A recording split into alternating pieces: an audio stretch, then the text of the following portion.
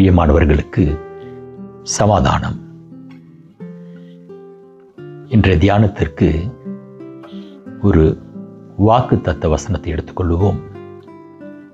126வது சங்கீதம் வசனம் 5, 6. கண்ணீரோடு விதைக்கிறவர்கள் கம்பீரத்தோடு அறுப்பார்கள். அள்ளித்தூவும் விதையை சுமக்கிறவன் அழுது கொண்டு போகிறான். ஆனாலும் தான் அறுத்த அரிகளை சுமந்து கொண்டு கம்பீரத்தோடு திரும்பி வருவான். கர்த்தருடைய பரிசுத்த நாமத்திற்கு மகிமை உண்டாவதாக. தேவ பிள்ளைகள் வாக்குத்தத்தங்களை விசுவாசிக்கிறார்கள். அந்த விசுவாசத்தினுடைய பிரதிபலிப்பு அவர்கள் தங்கள் வாழ்க்கையிலே செபிக்கிறார்கள். இந்த வாக்குத்தத்தத்தினுடைய பலன் தங்கள் வாழ்க்கையில் கடந்து வர வேண்டும் என்று. இது ஒரு அருமையான காரியம். வாக்குத்தத்தங்களை, தேவனுடைய வசனங்களை வைத்து ஜெபிப்பது ஒரு ஆவிக்குரிய முறைமையிலே ஒரு நல்ல ஒரு காரியம். அதே வேளையில் தேவனுடைய வாக்குத்தத்தங்கள், அதை விசுவாசிக்கிறவர்கள் வாழ்க்கையில் அவர்கள் எதிர்பார்க்கிற நன்மையை அல்லது அந்த வாக்குத்தத்தங்கள் மூலமாக தேவன் தமது பிள்ளைகளுக்கு வைத்திருக்கிற சுதந்திரத்தை அவர்கள் முழுமையாக பெற்றுக்கொள்வதற்கு விசுவாசம் ஜெபத்தோடு கூட தேவன் வேறு சில நீதிகளையும் தேவ பிள்ளைகளிடத்தில் எதிர்பார்க்கிறார். அந்த நீதிகளை நாம் பின்பற்றி நமது வாழ்க்கையில் கடைபிடிக்கிற பொழுது உண்மையாகவே தேவன் தமது வாக்குத்தத்தத்தின் மூலமாக தமது பிள்ளைகளுக்கு அளிப்பேன் என்று வாக்கு கொடுத்த அந்த காரியத்தை செய்வதற்கு அவருக்கு ஒரு தடையும் இல்லை. இந்த வாசித்த சங்கீதம் 126 வசனம் 5, 6 சொல்லப்படுகிற வாக்குத்தத்தம் ஒரு விவசாயி, அந்த விவசாயி விதைக்கிறதான விதை, அவன் விதைக்கிற முறைமை, அதை தொடர்ந்து அதனுடைய பலனாகிய கம்பீரத்தோடு மகிழ்ச்சியோடு அவனது எதிர்காலம் அமையும் என்பதை குறித்து சொல்லப்படுகிறது. இந்த வாக்குத்தத்தம், இதை விசுவாசிக்கிற தேவ பிள்ளைகள் வாழ்க்கையில் தேவன் அளிக்க விரும்புகிற சுதந்திரத்தை, நன்மை பெற்றுக்கொள்வதற்கு அநேக நியதிகள் சொல்லப்பட்டிருக்கலாம். எனக்கு தெரிந்த ஒரு 3 நியதியில் பிரகாரமாக இந்த வாக்குத்தத்தத்தை நாம் விசுவாசத்தோடு தேவனுடைய பாத்திரம் ஜெபம் பண்ணால் அந்த நீதிகளை பின்பற்றி நிச்சயமாகவே தேவன் வாக்கு மாறாதவர். இந்த வாக்கு தத்தங்கள் மூலமாக பிள்ளைகளுக்கு அளிப்பென்ற தமது நன்மையை நிச்சயமாக அருள் செய்வார். பிரியமானவர்களே, இந்த வாக்கு தத்தத்தின் மூலமாக நாம் தெளிவாக புரிந்து கொள்கிறோம். ஒரு விவசாயி விதைக்கிற பொழுது அவர் அறுவடையை பெற்றுக்கொள்கிறார். அந்த அறுவடை என்பது ஆசீர்வாதமாயிருக்கிறது. அவர் தேவையை பூர்த்தி செய்கிறது. ஆகவே அவர் மகிழ்ச்சியோடு கம்பீரத்தோடு தான் பிரயாசப்பட்ட, தான் பாடுபட்டதற்கான பலன்களை பெற்றுக்கொள்கிறார் என்று பார்க்கிறோம். ஆகவே முதலாவதாக விதைக்கப்பட வேண்டும். விதைக்கப்படாத எந்த ஒரு விதையும் 30, 60, 100 பலன் தராது என்பது நிச்சயம். ஆகவே இந்த விதைக்கப்பட வேண்டும் என்பதிலிருந்து ஒரு பொதுவான நீதியை நாம் தெரிந்து கொள்ளலாம். நாம் விதைத்தால்தான் அறுக்க முடியும். விதைக்காமல் அறுவடையை காண முடியாது என்பது பொதுவான ஒரு நீதியாய் இருக்கிறது. அதே பிரகாரமாக ஆவிக்குரிய நம்முடைய வாழ்க்கையிலும் கூட நாம் ஒன்றை பெற்றுக்கொள்ள வேண்டும் என்றாலும் நாம் விதைக்க வேண்டியிருக்கிறது. அல்லது நாம் ஒன்றை பெற்றுக்கொள்ள வேண்டும் என்றாலும் நாம் ஒன்றை கொடுக்க வேண்டியிருக்கிறது. இதைத்தான் லூக்காவின் புஸ்தகம் 6ஆம் அதிகாரம் 38வது வசனத்தில், கொடுங்கள் அப்பொழுது உங்களுக்கு கொடுக்கப்படும். அதாவது விதையுங்கள், அதன் பின்பு நீங்கள் அறுவடையை காண்பீர்கள் என்பது போல கொடுங்கள், அப்பொழுது உங்களுக்கு கொடுக்கப்படும் என்று வேதம் சொல்லுகிறது. பிரியமானவர்களே, இந்த வசனத்தினுடைய உபதேசத்தினுடைய சாரம் இந்த வசனத்துடைய பிரசங்கள் சாரமெல்லாம் காணிக்கை தசமபாங்களை குறித்தே சபையில் அதிகமாக இருக்கிறது. ஆனாலும் நம்முடைய தியானம் அந்த நோக்கை, அந்த இலக்கை நோக்கி போகாமல் கர்த்தராகிய இயேசு கிறிஸ்து இந்த வசனத்தை லூக்காவின் புஸ்தகம் 6ஆம் அதிகாரத்தில் சொன்னதற்கான அந்த வசனத்தின் அடிப்படையிலேயே நாம் மேற்கொண்டு பார்க்க போகிறோம். இந்த வசனத்தினுடைய, இந்த தியானத்தினுடைய முடிவில் அதை நாம் பார்க்கலாம். ஆகவே ஒரு பொதுவான நியதி உலகில் இருப்பது போல ஒரு விவசாயி விதைக்க வேண்டும், விதைத்தால்தான் அவன் அறுவடை காண முடியும் என்கிற நியதியின் போல ஆவிக்குரிய வாழ்க்கையிலும் கூட நாம் கொடுக்க வேண்டும். கொடுக்கிற பொழுது நாம் பெற்றுக்கொள்வோம். கர்த்தர் நாமத்திற்கு மகிமை உண்டாவதாக. இப்பொழுது இந்த விவசாயினுடைய அந்த காரியத்தையே நம்முடைய ஆவிக்குரிய பிரகாரமாகவும் நாம் பெற்றுக்கொள்வதற்கு உதாரணமாக எடுத்துக்கொள்வோம். அதற்கு முன்பாக ஒரு சிறு விடை காண முடியாத அல்லது ஒரு சர்ச்சைக்கான கேள்விக்கான ஒரு பதிலை நாம் பார்க்க போகிறோம். தொன்று தொட்டு சிறுவை துவங்கி இருக்கிற ஒரு கேள்வி, கோழி முதலில் வந்ததா, முட்டை முதலில் வந்ததா? இது ஒரு வாக்குவாதத்திற்குரிய கேள்வியாக இருந்து வருகிறது. சரி, கோழி முதலில் வந்தது என்று ஒருவர் பதில் சொன்னால் திரும்ப கேள்வி கேட்பாங்க, அந்த கோழி எந்த முட்டையிலிருந்து வந்தது? ஆகவே அவர்களுடைய வாக்குவாதம் முட்டை முதல் வந்திருக்க வேண்டும் என்று. சரி, இப்போ அவங்க சொல்கிறாங்க, இல்லைங்க, முட்டை தான் முதல் வந்தது. இப்போது மறுதரப்பு கேட்பாங்க, அந்த முட்டை எந்த கோழியிலிருந்து வந்தது? இப்போ இதற்கு விடை இல்லை. அதே போலத்தான் செடி அல்லது மரம் முதலாவது வந்ததா, விதை முதலாவது வந்ததா? மரம்தான் முதல் வந்தது அப்படின்னு சொல்வோம்னா அந்த மரம் எந்த விதையிலிருந்து வந்தது என்கிற ஒரு கேள்வி எழும்பும். அல்லது விதைத்தான் முதலாவது வந்தது என்றால் இந்த விதை எந்த மரத்திலிருந்து முதல் வந்தது? இப்படி ஒரு கேள்வி எழும்பும். பிரியமானவர்களே, நம்ம கோழியும் முட்டையும் விட்டுடுவோம். மரம் விதை அல்லது செடி விதை, விதை முதலில் வந்ததா, செடி முதல் வந்ததா? இதற்கான கேள்வியை, இதற்கான பதிலை நாம் பரிசுத்த வேதாகமத்தின் அடிப்படையில் பார்க்க போகிறோம். தெளிவாக உறுதியாக சொல்லலாம், தடுமாற்றம் வேண்டாம். இதில் விஞ்ஞானத்திற்கான அறிவும் இல்லை. பரிசுத்த வேதாகமத்தில் தேவனுடைய வார்த்தையின் அடிப்படையில் தெளிவாக உறுதியாக சொல்லலாம்.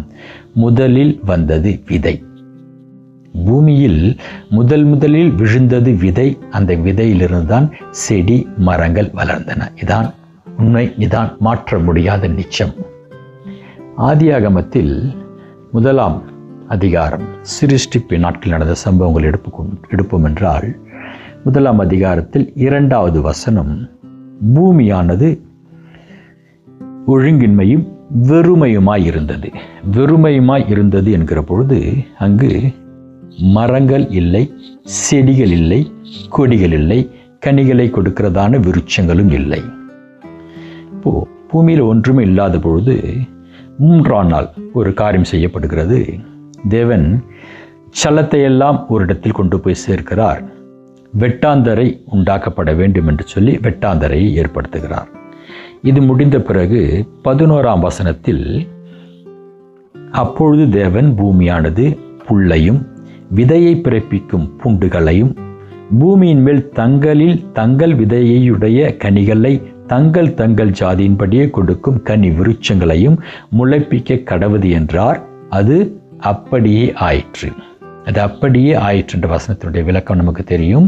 அவர் சொன்னபடியே செடிகள், கொடிகள், மரங்கள், கனிகளை கொடுக்கிறதான விருட்சங்கள்லாம் பூமியிலே விளைந்தன. இதுதான் 12ஆம் வசனம் சொல்கிறது. பூமியானது புல்லையும் தங்கள் ஜாதியின்படியே விதையை பிறப்பிக்கும் பூண்டுகளையும் தங்கள் ஜாதியின்படியே தங்கள் விதைகளுடைய கனிகளை கொடுக்கும் விருட்சங்களையும் முளைப்பித்தது. கர்த்தருடைய பரிசுத்த நாமத்திற்கு மகிமை உண்டாவதாக. இந்த வசனங்கள் அடிப்படையில் நாம் உறுதியாக சொல்லலாம், முதலாவது பூமியிலே விதைத்தான் விதைக்கப்பட்டது. எப்படி என்றால், விதை என்பது தேவனுடைய வசனத்திற்கு ஆதாரமாக சொல்லப்படுகிறது. அநேக வசனங்கள் இருந்தாலும் ஒரே ஒரு வசனம், எசையாவின் புஸ்தகம் 55ஆம் அதிகாரம் 11வது வசனம், அப்படியே என் வாயிலிருந்து புறப்படும் வசனமும் இருக்கும், அது வெறுமையாய் என்னிடத்திற்கு திரும்பாமல் அது நான் விரும்புகிறதை செய்து நான் அதை அனுப்பின காரியமாகும்படி வாய்க்கும். இங்கு வசனம் என்பது வசனம் என்பது விதைக்கு சமமாய் இருக்கிறது. அந்த விதை பூமியில் விழுகிற போது அது வளர்ந்து பலன் கொடுப்பது போல தேவனுடைய வாயிலிருந்து வருகிறதான வசனம் அவர் என்ன செய்ய விரும்புகிறாரோ அதை பூமியில் செய்துவிட்டு போகுமாம். ஆகவே பூமி வெறுமையாய் இருந்தபோது, ஒன்றுமே இல்லாததாய் இருந்தபொழுது தேவனுடைய வசனம் என்கிறதான விதை முதலில் பூமியில் விதைக்கப்பட்டது. அது தங்கள் கனிகளை கொடுக்கிற விருட்சங்கள் பூமியிலே வளர வேண்டும் என்கிற விதையாக வசனமாக பூமியில் விழுந்தது. அந்த வசனத்தின்படியே, அந்த விதைகளின்படியே பூமியிலே தங்கள் கனிகளை கொடுக்கிறதான விருட்சங்கள் வளர்ந்தன. ஆகவே இனி யாராவது நம்மிடத்தில் விதை முதலில் வந்ததா, செடி முதலில் வந்ததா என்கிற கேள்வி வைப்பார் என்றால், இந்த ஆதாரத்தில் உறுதியாக சொல்லலாம், விதை தாங்க முதலில் வந்தது. அப்போ திரும்பி அவங்க கேட்பாங்க, அப்போ அந்த விதை எங்கிருந்து இங்கே வந்தது? அது தேவனிடத்திலிருந்து வந்தது, அது தேவனுடைய வார்த்தையாக இருக்கிறது. இதான் பதில் வச்சிங்களேன். அதே மாதிரி இதற்கு இன்னொரு விளக்கம் கொடுக்கலாம். கோழி முதல் வந்ததா, முட்டை முதல் வந்ததுன்னா, விதை என்பது முட்டைக்கு சமமாக இருக்கிறது, கோழி என்பது மரத்திற்கு சமமாக இருக்கிறது. அப்போ நீங்கள் சொல்லலாம், இல்லைங்க, முதல்ல முட்டை தான் வந்தது. தேவனுடைய வார்த்தையின் மூலமாகத்தான் ஆகாயத்தில் பறவைகளும் பூமியிலே ஊறுகிறதான மிருகங்கள், காட்டு விலங்குகள், நாட்டு விலங்குகள் எல்லாம் உருவாயின. அப்போ தேவனுடைய வார்த்தை இங்கு முட்டைக்கு சமமாகவும் சொல்லப்படுகிறது. கர்த்தர் நாமத்திற்கு மகிமை உண்டாவதாக. பிரியமானவர்களே, இப்போ தேவனுடைய வார்த்தை விதைக்கு உவமையாக சொல்லப்படுகிறது. இந்த விதையானது பூமியிலே முதலாவது விதைக்கப்பட்டது. இப்போ இந்த ஒரு தேவனுடைய செயலை நாம் அடிப்படையாக எடுத்துக்கொண்டு நாம் வாசித்த சங்கீதம் 126வது சங்கீதம் வசனம் 5, 6 நாம் பார்க்க போகிறோம். இந்த இரண்டையும் நாம் சேர்த்து வைத்து பார்க்கிற பொழுது விதைக்கப்படுகிறதான விதையானது பூமியில் வளர்ந்து ஒரு நல்ல அறுவடை கொடுக்க வேண்டும் என்றால் 3 நியதிகள் தேவனாலே ஏற்படுத்தப்பட்டிருக்கின்றன. அந்த நியதிகளை பின்பற்றி விதையை விதைக்கிறவன் ஒரு நல்ல அறுவடை காண்பது போலவே வாக்கு தத்தத்தை பெற்றுக்கொள்கிற தேவ பிள்ளைகளும் அந்த நீதியின்படி செயல்படுகிற போது நிச்சயமாக அந்த வாக்கு தத்தம் அவர்கள் வாழ்க்கையில் தேவன் செய்ய விரும்பினதை செய்து முடிக்கும். இப்போ 3 நீதிகள் என்னென்றா, முதலாவதாக தேவன் பூமியில் ஜலம் நிறைந்திருந்தது. அந்த ஜலத்தை ஒரு இடத்தில் ஒன்று சேர்த்தார், வெட்டாந்தரை உண்டு பண்ணினார். அதாவது அவர் பூமியை பண்படுத்தினார். இரண்டாவதாக, வெறுமையா இருந்த பூமியில தானா செடியோ கொடியோ மரங்களோ வளரவில்லை, ஏதோ ஒன்று விதைக்கப்பட வேண்டியிருந்தது. அப்போ தேவன் இரண்டாவதாக விதைத்தார். அப்போ விதைப்பதற்கு அங்கு விதை தேவையாயிருக்கிறது. மூன்றாவது காரியம், விதைத்த விதம் என்ன? தேவன் எதற்காக விதைத்தார், எந்த நோக்கத்திற்காக விதைத்தார்? அப்ப விதைக்கிறவர்களுடைய நோக்கமும் இங்கு அவசியமா இருக்கிறது. தேவன் எதற்காக விதைத்தார் என்றால், தன்னுடைய நலனுக்காக, தன்னுடைய தேவைக்காக என்று பூமியில் எதையுமே விதைக்கல, மனுக்குலத்தின் நன்மைக்காக, மனுக்குலத்தினுடைய நலனுக்காகவே அவர் அந்த விதைகளை, அந்த வார்த்தைகளை பூமியில விதைத்தார். இந்த 3 நீதி நாம் கடைபிடிக்க வேண்டிய ஒரு நீதியாய் இருக்கிறது. கொஞ்சம் விளக்கமா பார்ப்போம் என்று சொன்னால், முதலாவது, நிலமானது பண்படுத்தப்பட வேண்டும். பார்த்தோம் ஆதியாகமம் 1ஆம் அதிகாரம் 9ஆம் வசனத்துல தண்ணீர் நிறைந்த பூமியாய் இருந்ததாம். அந்த தண்ணீர் எல்லாம் அவர் ஒரு இடத்தில் சேர்த்த போது அதற்கு சமுத்திரம் என்று பெயரிட்டாராம். சமுத்திரம் என்று பெயரிட்டபடினாலே அந்த தண்ணீர் என்னவாக இருந்திருக்கிறது? உப்புத்தன்மை உள்ள தண்ணீராக நிச்சயமாக இருந்திருக்க வேண்டும். ஆகவே தான் இன்றைக்கும் கடல் நீர் உப்பு தண்ணீராக இருக்கிறது. அப்போ உப்பு தண்ணீர் கட்டாந்தரையிலிருந்து பிரித்தெடுக்கப்பட வேண்டும் என்பது தேவனுடைய ஒரு நீதியாய் இருக்கிறது. இது ஒரு விவசாயி தனது விதையை பூமியில் விதைப்பதற்கு முன்பாக நிலத்தை பண்படுத்த வேண்டும் என்பதற்கு நியதியாய் இருக்கிறது. அதே மாதிரி ஒரு தேவ பிள்ளையும் கூட ஒரு வாக்கு தத்தத்தை தமது வாழ்க்கையில் வைத்து, அதாவது கண்ணீரோடு விதைக்கிறவன் கம்பீரத்தோடு அறுப்பான். வாக்கு தத்தத்தை வைத்து பாரப்பட்டு செபிக்கிற பிள்ளை முதலாவது செய்ய வேண்டிய ஒரு செயல், தன் இருதயத்தை சுத்திகரித்துக் கொள்ள வேண்டும். இருதயத்தை தேவன் விரும்புகிற பரிசுத்தத்திற்கு கொண்டு வர வேண்டும். அதான் சங்கீதக்காரன் சொன்னார், 66வது சங்கீதம் 18வது வசனத்துல, என் இருதயத்தில் அக்கிரம சிந்தை கொண்டிருந்தேனானால் தேவன் என் விண்ணப்பத்திற்கு பதில் கொடார். இப்போ நம்ம என்னத்தான் அவரது வாக்கை பற்றி கொண்டு விசுவாசத்தோடு கூட அழுது புரண்டாலும் இன்னொரு காரியம் அங்கே செய்யப்பட வேண்டியிருக்கிறது. நம்முடைய இருதயத்தில் அக்கிரம சிந்தை, அதாவது மண்ணின் மேல், பூமியின் மேல் உப்பு தண்ணீரின் மேல் விதைப்பது ஒரு ஞானமான காரியம் அல்ல. தேவனுக்கே தெரிந்திருப்பதனால் தான் தேவன் உப்பு தண்ணீரை பிரித்தார். பரிசுத்த வேதாகமத்தில் உப்பை குறித்து சொல்லுகிற போது உப்பானது சுத்திகரிப்புக்கு உபயோகப்படுகிற ஒரு பொருளாக சொல்லப்படுகிறது. ஆனால் இந்த இடத்துல உப்பு தண்ணீர் என்பது விதைக்கிற விதையை விளைவதற்கு தடையை உண்டு பண்ணுகிற தன்மை உள்ளதாக இருக்கிறபடினால் தான் தேவன் உப்பு தண்ணீரை பிரித்தெடுத்து வெட்டாந்தரை உருவாக்கி பிறகு தனது வார்த்தையை விதைக்கிறார். அதுபோலத்தான் விவசாயியும் தனது நிலத்தை பண்படுத்தி அந்த விதையை உட்கொள்வதற்கு, விதையை உள்வாங்குவதற்கேற்ற தன்மை பூமிக்கு வந்த பிறகுதான் விதையை விவசாயி விதைக்கிறார்.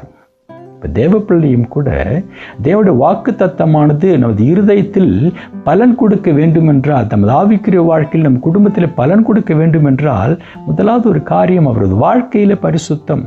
அவரது இருதயத்துக்குள் பரிசுத்தமானதை தேவன் விரும்புகிறார். அப்போ முதலாவது காரியம் சுத்திகரிப்பு என்பது தேவ பிள்ளைகள் வாழ்க்கையிலே அவசியமாயிருக்கிறது. கர்த்தர் நாமத்திற்கு மகிமை உண்டாவதாக. இரண்டாவது காரியம், விதை என்று ஒன்று வேண்டும். விதை இல்லாம ஒரு விவசாயி எதை விதைத்து அவர் விளைய செய்வான்? எதை விதைத்து விளைய செய்து அறுவடை செய்து தோலின் மேல் கம்பீரத்தோடு கொண்டு போட்டுக்கொண்டு திரும்பி வருவான். ஆகவே ஒரு விவசாயிக்கு விதை என்பது அவசியமாய் இருக்கிறது. தேவன் கூட வெட்டாந்தரை உண்டாக்கி ஒரு பார்வையினாலேயோ அல்லது ஒரு ஜாடையினாலேயோ பூமியில் எல்லாத்தையும் கடன்னு அவர் செஞ்சு முடிச்சில்ல. அவர் விதைக்கிறார். அந்த வார்த்தையின் மூலமாக பூமியில் நடைபெற வேண்டிய சகல ஒழுங்கான காரியத்தையும் அவர் வார்த்தை கொண்டு செய்து முடிப்பது போல விதை என்பது ஒரு விவசாயியின் வாழ்க்கையிலும், வசனம் என்பது ஒரு தேவ பிள்ளைகளுடைய வாழ்க்கையிலும் அவசியமாக இருக்கிறது. ஆகவே விதை இல்லாமல் ஒரு விவசாயி விளைச்சலை காண்பதற்கான விதையை விதைக்க முடியாது. அதே மாதிரி தேவ பிள்ளையும் கூட அவர் வாழ்க்கையிலே வேத வசனம் இருக்க வேண்டும். வேத வசனம் அவர் இருதயத்தில் மூட்டையாக இருக்க வேண்டும். நாம் பார்த்தோம் 126 சங்கீதத்தில் அள்ளி தூவுகிற விதையை சுமந்து கொண்டு போகிறான். அப்போ விதையை சுமந்து கொண்டு போகிற விவசாயத்தான் அந்த விதையை விதைக்க முடியும். வெறுங்கையாக போகிற விவசாயி எந்த விதை விதைப்பான்? இப்போ தேவ பிள்ளைகள் இருதயத்தில் வசனம் சுமந்திருக்க வேண்டும், வசனத்தை தாங்கிருக்க வேண்டும். வசனம் இல்லாத விசுவாசியாக இருக்க முடியாது. ஏன்னா விதை இல்லாத ஒரு விவசாயி பார்த்து நம்ம விவசாயம் சொல்லுவோமா? இல்லை. விதைக்க போகிற விவசாயி விதையோடு சென்றால் தான் அவன் விவசாயி. அதே மாதிரி வசனம் இல்லாத எந்த தேவ பிள்ளை விசுவாசத்தை காத்துக்கொள்ள முடியும்? அப்போது அநேக தேவ பிள்ளைகளிடத்தில் இன்றைக்கு வசனம் இல்லைங்கிறபடினால் என்ன காரணம்? அவர்கள் வசனத்தை சுமப்பதற்கு விரும்புவது இல்லை. என்ன பாரமாக இருக்கிறது. அள்ளி தூவுகிற விதையை சுமந்து கொண்டு போகிறேன். எப்படி போனான்? அழுது கொண்டு போனான். அந்த பாரம் அவனை அமுழ்த்துகிறது, அழுது கொண்டு போனான். அதே போல வசனத்தை சுமப்பது இன்றைக்கு அநேக தேவ பிள்ளைகள் வாழ்க்கைக்கு மிகவும் பாரமாக இருக்கிறது. வசனத்தை கடைபிடிப்பது, வசனத்தை தங்கள் இருதயத்தில் ஏற்றுக்கொண்டு தாங்குவது மிகவும் சிரமமான காரியம், அவர்கள் விருப்பமில்லாத காரியமாக இருக்கிறபடினாலே இன்றைக்கு அநேக தேவ பிள்ளைகள் வாழ்க்கையில் இருதயத்தில் வசனமே இல்லை. வசனம் இல்லாத இவர்கள் எந்த விதை விதைப்பார்கள்? வசனம் என்கிற விதை விதைக்காத பட்சத்தில் எந்த அறுவடையை பெற்றுக்கொள்வார்கள்? அதாவது எந்த ஆசீர்வாதத்தை பெற்றுக்கொள்வார்கள்? இரண்டாவதாக, ஒரு விவசாயி என்று சொன்னால் அவன் விதைப்பதற்கு விதை வேண்டும். ஒரு தேவப்பிள்ளை என்று சொன்னால் அவர் இருதயத்துக்குள்ளாக வசனம் என்கிறதான விதை நிச்சயமாக இருக்க வேண்டும். ஆண்டவரும் கூட நிலத்தில் விதையை விதைத்து தான் பிறகு விளையச் செய்தார். கர்த்தர் நாமத்திற்கு மகிமை உண்டாவதாக. ஏசாயா தீர்க்கதரிசியின் புஸ்தகம் 53 அதிகாரம் 12 வசனத்தில், அவர் தம்முடைய ஆத்துமாவை மரணத்தில் ஊற்றி அக்கிரமக்காரில் ஒருவராக எண்ணப்பட்டு அநேகருடைய பாவத்தை தாமை சுமந்து அக்கிரமக்காரருக்காக வேண்டிக் கொண்டதின் நிமித்தம் அநேகரை அவருக்கு பங்காக கொடுப்பேன், பலவான்களை அவர் தமக்கு கொள்ளையாக பங்கிட்டுக் கொள்வார். இது நமது ஆண்டவராகிய இயேசு கிறிஸ்தை குறித்து சொல்லப்பட்ட ஒரு தீர்க்க தரிசனம். ஆண்டவராகிய இயேசு கிறிஸ்து தன் தோளின் மேல் சிலுவையை சுமந்து கொண்டு சென்றார்.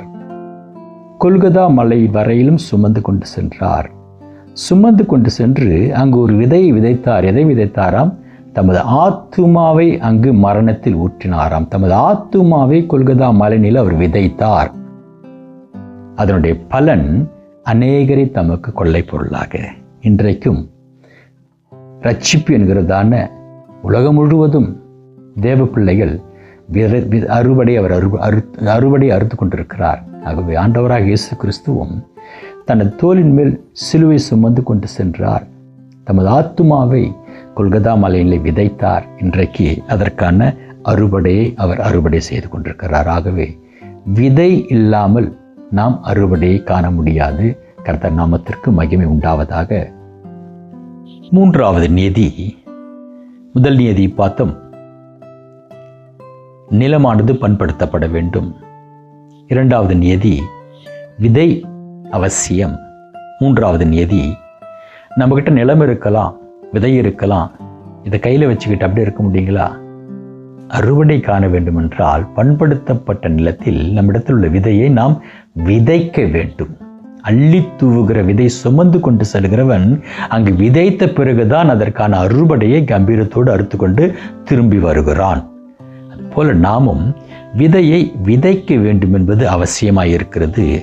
இன்றைக்கு அநேக தேவ பிள்ளைகள் விதைக்கிறார்கள், அதாவது செபிக்கிறார்கள், கண்ணீரோடு செபிக்கிறார்கள். அவர்களுக்கு வாக்கு தத்தத்தின் மேல் நம்பிக்கை இருக்கிறது, வாக்கு தத்தத்தின் விசுவாசம் இருக்கிறது. வாக்கு தத்தத்தை வைத்து அவர்கள் கண்ணீரோடு செபிக்கிறார்கள், காத்திருக்கிறார்கள். ஆனாலும் அதற்கான பலனை முழுமையாக பெற்றுக்கொள்ள முடியாததற்கு ஒரு முக்கியமான ஒரு காரணம், அவர்கள் விதைக்கிறார்கள். அந்த விதையினுடைய தன்மை என்னவென்றால் ஆரோக்கியமான, தேவனுடைய பார்வையிலே அந்த விதையானது ஆரோக்கியமான விதையாக இல்லை.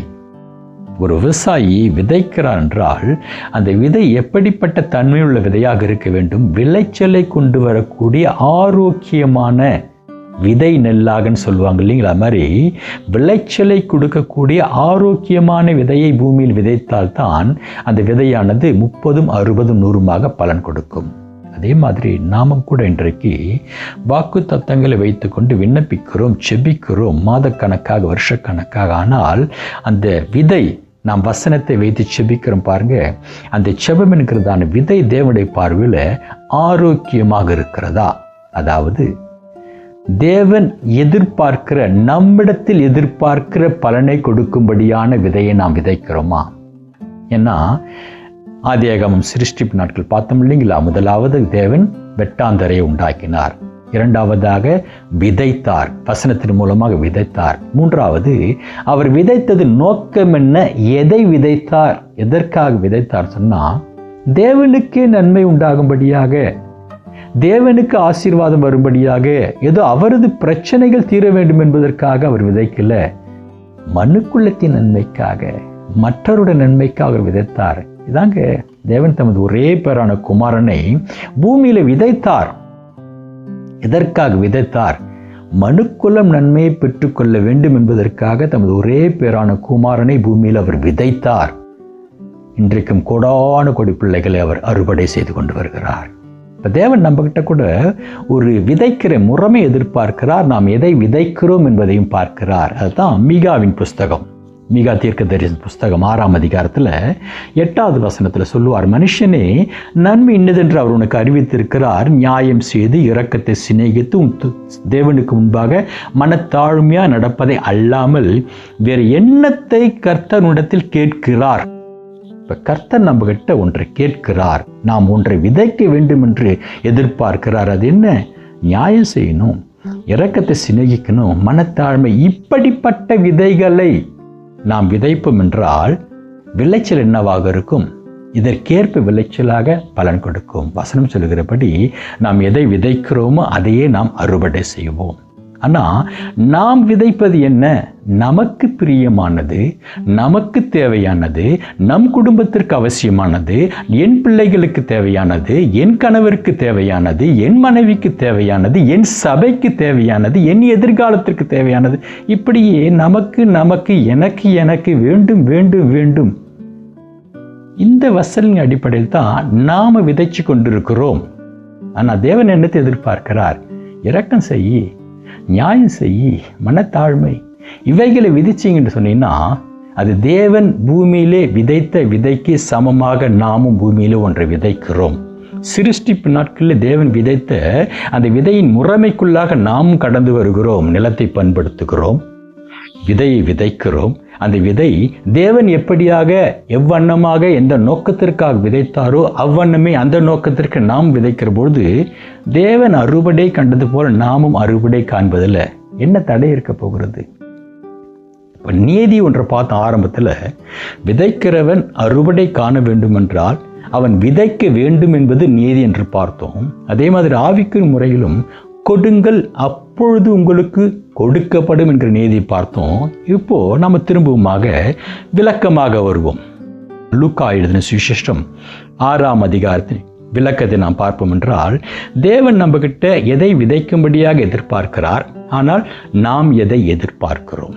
இந்த விதைக்கிற முறைமையில் சில வேலை பிழை இருக்கிறபடினால் கூட நம்முடைய வாழ்க்கையில் நம்முடைய விசுவாசத்தோடு கூட நாம் ஜெபித்து வருகிறதான ஜெபத்திற்கு சில தடைகள் அல்லது பதில் பெற்றுக்கொள்ளாமையும் இருப்பதற்கு காரணமாக இருக்கலாம். ஆகவே திருப்பிக் கொள்ளுங்கள். லூக்காவின் புஸ்தகம் 6ஆம் அதிகாரம் 38வது வசனம் சொல்லுகிறது, கொடுங்கள் அப்பொழுது உங்களுக்கு கொடுக்கப்படும். சரி, தேவன் எதை கொடுக்க சொல்லுகிறார், அப்பொழுது நாம் எதை பெற்றுக்கொள்ளுவோம்? இதே அதிகாரத்தில் 27வது வசனம் துவங்கி வாசிப்பீங்க சொன்னால், எனக்கு செவி கொடுக்கிற உங்களுக்கு நான் சொல்லுகிறேன். வசனம் ஆரம்பத்தில் இவ்வளோ அழகாக வருது பாருங்க. எனக்கு செவி கொடுக்கிற உங்களுக்கு நான் சொல்லுகிறேன். அதாவது இது ஒரு பண்படுத்தப்பட்ட நிலம், விதையை பெற்றுக்கொள்வதற்கு ஆயத்தமாக இருக்கிறதா நிலம். அதாவது ஒரு தேவ பிள்ளையுடைய இருதயம் தேவனுடைய வார்த்தை விசுவாசத்தை பெற்றுக்கொள்வதற்கு ஆயத்தமாக இருக்கிற தேவ பிள்ளையை பார்த்து சொல்வது போல, எனக்கு செவி கொடுக்கிற உங்களுக்கு நான் சொல்லுகிறேன். இப்போ அவர் விதைக்கிறார். சிருஷ்டிப்பு நாட்களில் விதைச்சார் இல்லைங்களா, அதே மாதிரி தமது வார்த்தை விதைக்கிறார். அந்த செவி கொடுக்கிற இருதயம், செவி கொடுக்கிற தேவ பிள்ளையை பார்த்து விதைக்கிறார். உங்கள் சத்துருக்களை சிநேகியுங்கள், உங்களை பகைக்கிறவர்களுக்கு நன்மை செய்யுங்கள். அவர் விதைக்கு சொல்லுகிற விதை. மீகாவின் புஸ்தகம் 6ஆம் அதிகாரம் 8ஆம் வசனத்தில் வேற என்னத்தை ஆண்டவர் நம்மகிட்ட எதிர்பார்க்கிறார்? இவைகளைத்தான் அவர் நம்மிடத்தில் எதிர்பார்க்கிறார். இவைகளைத்தான் நாம் விதைக்க வேண்டும் என்று நம்மிடத்தில் அவர் எதிர்பார்க்கிறார். 27ஆம் வசனம் துவங்கி தெளிவாக சொல்லி கொண்டு வருகிறார், நாம் எதை கொடுக்க வேண்டும், அப்போது நமக்கு எது கொடுக்கப்படும் என்று. உங்கள் சத்துருக்களை சிநேகியுங்கள், உங்களை பகைக்கிறவர்களுக்கு நன்மை செய்யுங்கள், உங்களை சபிக்கிறவர்களை ஆசீர்வதியுங்கள், உங்களை நிந்திக்கிறவர்களுக்காக ஜெபம் பண்ணுங்கள். உன்னை ஒரு கன்னத்தில் அறைகிறவனுக்கு மறு கன்னத்தையும் கொடு, உன் அங்கி எடுத்துக்கொள்ளுகிறவனுக்கு உன் வஸ்திரத்தையும் எடுத்துக்கொள்ள தடை பண்ணாதே. உன்னிடத்தில் கேட்கிற எவனுக்கும் கொடு, உன்னுடையதை எடுத்துக்கொள்ளுகிறவனிடத்தில் அதை திரும்ப கேளாதே. 27-30 வரைக்கும் எப்படிப்பட்ட விதைகளை ஒரு தேவ பிள்ளையானவன் விதைக்க வேண்டும் அல்லது எப்படிப்பட்ட நன்மைகளை கொடுக்க வேண்டும் என்று சொல்லுகிறார். ஆனால் இன்றைக்கு அநேக தேவ பிள்ளைகள், அதாவது விதைக்கிறாங்க பாருங்க, கண்ணீரோடு விதைக்கிறாங்க. அந்த விதை தேவனுடைய பார்வையில் ஆரோக்கியமான விதையா இல்லைன்னு சொன்ன இல்லைங்களா, அது ஆரோக்கியமான விதையா இல்லாத காரணம் 31ஆம் வசனம் சொல்லுகிறது, மனுஷர் உங்களுக்கு எப்படி செய்ய வேண்டும் என்று விரும்புகிறீர்களோ அப்படியே நீங்களும் அவர்களுக்கு செய்யுங்கள். இதுதான் ஆரோக்கியமான விதை. ஆனால் நாம் விதைக்கிற விதைகள் ஆரோக்கியமான விதைகளாக இல்லை. இப்போ நாம் ஒன்று எதிர்பார்க்கிறோம், அந்த ஒரு நன்மையை நாம் முதலாவது விதைப்பது இல்லை. நாம் எதை பெற்றுக்கொள்ள விரும்புகிறோமோ அதை நாம் விதைப்பதல்ல. நம்ம காயின் மாதிரி சும்மா கொஞ்சம் தன் தோட்டத்தில் விளைந்த கொஞ்சம் காய்கறிகளை கொண்டு வந்து தேவனுக்கு பலியாக செலுத்தினார் இல்லைங்களா, அதை மாதிரி தான் நம்ம விதைக்கிறோம். ஆனால் ஆபேலை போல தன்னுடைய தலையீட்டுகள் முதன்மையானதை நாம் விதைக்க வேண்டும் என்று தேவன் நம்மிடத்தில் எதிர்பார்க்கிறார். இப்போ தொடர்ந்து 32ஆம் வசனத்தில் பாருங்க, நாம் விதைக்கிற விதை பலன் இல்லாமல் போகிறது. எதனால் பலன் இல்லாமல் போகிறதுன்னா, நாம் விதைக்கிற விதைகளுடைய தன்மை அப்படியா இருக்கு என்று 32ஆம் வசனம் சொல்லி கொண்டு வருகிறார். உங்களை சிநேகிக்கிறவர்கள் நீங்கள் சிநேகித்தால் உங்களுக்கு பலன் என்ன? பாவிகளும் தங்களை சிநேகிக்கிறவர்களையே சிநேகிக்கிறார்களே. அப்போ நாம் விதைக்கிறோம், இங்கே ஒரு விதை விதைக்கிறோம். என்ன விதை விதைக்கிறோம்? சிநேகம் என்கிற விதை விதைக்கிறோம். ஆனால் எப்படிப்பட்ட சிநேகம்? நம்மளை யார் சிநேகிக்கிறார்களோ, நம்மளை யார் நேசிக்கிறார்களோ, பதிலுக்கு நாம் அவர்களை நேசிக்கிறோம், பதிலுக்கு நாம் அவர் சிநேகிக்கிறோம். இதனால் உங்களுக்கு பலன் இல்லைன்னு சொல்கிறார். அது மாத்திரமல்ல, பாவிகளோடு கூட அங்கே கம்பேர் பண்ணி சொல்கிறார். பாவிகளும் தங்களை சிநேகிக்கிறவர்களே சிநேகிக்கிறார்களே. இதுதான் ஆரோக்கியம் இல்லாத விதையை விதைக்கிறதான விவசாயி. தேவனுக்கு பிரியமில்லாத விண்ணப்பம், தேவனுக்கு பிரியமில்லாத விதையை விதைக்கிறதான ஒரு தேவ பிள்ளை விதைக்கிறார் தான். ஆனால் அந்த விதையில் ஆரோக்கியம் இல்லை. ஏன்னா தேவன் அந்த விதையை கனப்படுத்தலை. உங்களுக்கு நன்மை செய்கிறவர்களுக்கே நீங்கள் நன்மை செய்தால் உங்களுக்கு பலன் என்ன?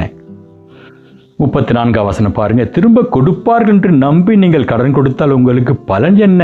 திரும்ப தங்களுக்கு கொடுக்கும்படியாக பாவிகளுக்கு கடன் கொடுக்கிறார்களே. இப்போ இப்படியா சொல்லிக்கொண்டு 36ஆவது வசனம், ஆகையால் உங்கள் பிதா இரக்கமுள்ளவராய் இருக்கிறது போல் நீங்களும் இரக்கமுள்ளவராய் இருங்கள். அழகாக சொல்லிக்கொண்டு 38ஆம் வசனத்தில், கொடுங்கள் அப்பொழுது உங்களுக்கு கொடுக்கப்படும். கர்த்தர் நாமத்திற்கு மகிமை உண்டாவதாக. இப்ப தேவன் நாம் கொடுக்க வேண்டும் என்று சில நியமங்களை எதிர்பார்க்கிறார். நாம் விதைக்க வேண்டும் என்று சில காரியங்கள் எதிர்பார்க்கிறார். அது எப்படிப்பட்ட காரியம், தேவன் நம்மிடத்தில் எதை எதிர்பார்க்கிறார் என்பது தேவப்பிள்ளை அறிந்து அதை விதைப்போம் என்றால் அந்த விதை 30, 60, 100 பலன் கொடுக்கும். அப்படிப்பட்ட காரியத்தை நம் கர்த்தருக்கு கொடுப்போம் என்றால் தேவன் அதில் பிரியப்படுகிறார். ஆனால் வாக்குத்தத்தத்தை பெற்றுக்கொள்கிற தேவ பிள்ளைகள் இன்றைக்கு வாக்குத்தத்தத்தை விசுவாசிக்கிறார்கள். விசுவாசிக்கிறபடினால் தான் அந்த வாக்குத்தத்த வசனத்தை வைத்து செபிக்கிறார்கள். ஆனாலும் அந்த வாக்குத்தத்தத்துடைய நன்மையை ஏன் அவர்கள் வாழ்க்கையில் அவர்கள் சுதந்திரித்துக் கொள்ள முடியவில்லை என்றால், அந்த வாக்குத்தத்தத்தை அவர்கள் சுதந்திரித்துக் கொள்வதற்கான சில நியமங்களை தேவன் அந்த வாக்குத்தத்தத்தோடு கூட முன்னும் பின்பும் இணைத்து வைத்திருக்கிறார். அவைகளை நாம் பின்பற்றாத பட்சத்தில் கண்ணீரோடு கூட நாம் விதைத்தும் அது பலன் கொடுப்பதில்லை. ஏன்னா நாம் விதைக்கிற விதை ஆரோக்கியமான விதையா இல்லாதிருக்கலாம். சுப்பிரியமானவர்களே, கண்ணீரோடு விதைக்கிறவன் கம்பீரத்தோடு இருப்பான். அள்ளி தூவுகிற விதையை சுமந்து கொண்டு போகிறவன் அழுது கொண்டு போகிறான். ஆனாலும் தன் அறுத்த கதிர்களை சுமந்து கொண்டு கம்பீரத்தோடு திரும்பி வருவான். இது நீதி. ஆகவே தேவ பிள்ளைகள் வாழ்க்கையில் பெற்றுக்கொள்கிற வாக்கு தத்தங்களை வைத்து நீங்கள் தேவனுடைய பாதத்தில் விசுவாசத்தை ஜெபிக்கிற போது வாக்கு மாறாத கர்த்தர் நிச்சயமாக அந்த வாக்கு தத்தத்தின்படியே பாரப்படுகிற பிள்ளைகள் வாழ்க்கையில் அறுவடை என்கிறதான ஆசீர்வாதத்தை அருள் செய்வார். ஆனாலும் அவர் நம்மிடத்தில் எதிர்பார்க்கிறார், நாம் விதைக்க வேண்டும், நாம் கொடுக்க வேண்டும். நாம் எதை விதைக்க வேண்டும், நாம் எதை கொடுக்க வேண்டும். தேவன் நம்மிடத்தில் எதை எதிர்பார்க்கிறாரோ அதை விதைக்க வேண்டும், அதை கொடுக்க வேண்டும். அதன் மூலமாக வருகிறதான விளைச்சலைத்தான், அறுவடைத்தான் முதலாவது எதிர்பார்க்கிறார்.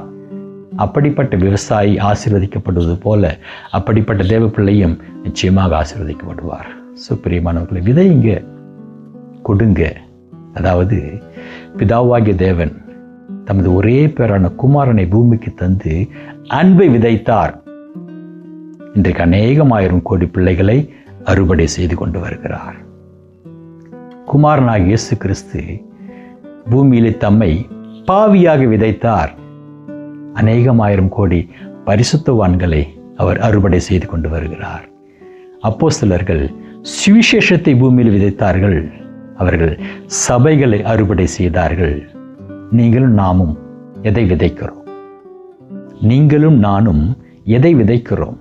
நம்முடைய குடும்பம், நம்முடைய தேவை, நம்முடைய பிரச்சனை, நம்முடைய கண்ணீர் துடைக்கப்பட வேண்டும், நம்முடைய குடும்பத்துக்கு ஆறுதல் வர வேண்டும், நம் பிள்ளைகளுடைய எதிர்காலத்திற்கு ஒரு நல்ல எதிர்காலமான வாழ்க்கை அமைய வேண்டும். இப்படியாக நம்மை சுற்றி, நம் உறவுகளை சுற்றி என்கிறதான ஒரு சுயத்துக்குள்ளேயே நாம் விதைத்து கொண்டிருப்போம் என்றால் அதனுடைய பலன் மற்றவர்களுக்கு பிரயோஜனம் இல்லை என்று சொன்னால் தேவன் அதனுடைய அறுவடையை எப்படியாக விளைய செய்வார்? பிதா விதைத்த குமாரனுடைய அந்த விதையின் மூலமாக பிதா எதை பெற்றுக்கொண்டார்? பூமியில் உள்ள தமது விலக்கப்பட்ட தம்மை விட்டு பிரிந்து போன பிள்ளைகளை தான் பிதாவானவர் திரும்பவுமாக பெற்றுக்கொண்டார். கர்த்தராகிய இயேசு கிறிஸ்துவும் தம்மை பாவியாக ஒப்பு கொடுத்தது அவர் சுயநலத்திற்காகவா? இல்லைங்களே, மனுக்குலத்தின் பாவம் மன்னிக்கப்பட வேண்டும் என்பதற்காகத்தான் தம்மை அவர் விதைத்தார். அதே மாதிரி அப்போஸ்தலர்கள் சுவிசேஷம் சொன்னாங்க. நீ சபையை கட்டிட்டு சபையில் அவங்களா உட்காந்துட்டு தலைமையை ஆட்சி பண்ணுறாங்க, விதைச்சிட்டு போயிட்டே இருந்தாங்க. அங்கங்கேயும் சபை கட்டப்பட்டது, சபைகள் வளர்ந்தன, சபைகள் பெருகின. எந்த சபையிலும் அவர்கள் பிஷப்புகளாகவோ, எந்த சபையிலும் அவர்கள் தங்களை ஒரு பெரிய ஒரு போதகராகவோ பெரிய ஒரு ஊழியக்காரோ காட்டிக்கொள்ளல. விதைச்சாங்க, போயிட்டே இருந்தாங்க, சபைகள் உருவாயின. ஆகவே நாம் விதைப்பதும் கூட நமது நமது நமது என்கிற நோக்கத்தை பாராமல் தேவனுக்கு பிரியமான பிறருக்கு என்கிற விதைப்போம். கர்த்தர் 30, 60, 100 நிச்சயமாக பலன் தருவார். கர்த்தருடைய பரிசுத்த நாமத்திற்கு மகிமை உண்டாவதாக. கிருபை உங்களோடு கூட இருப்பதாக. ஆமென்.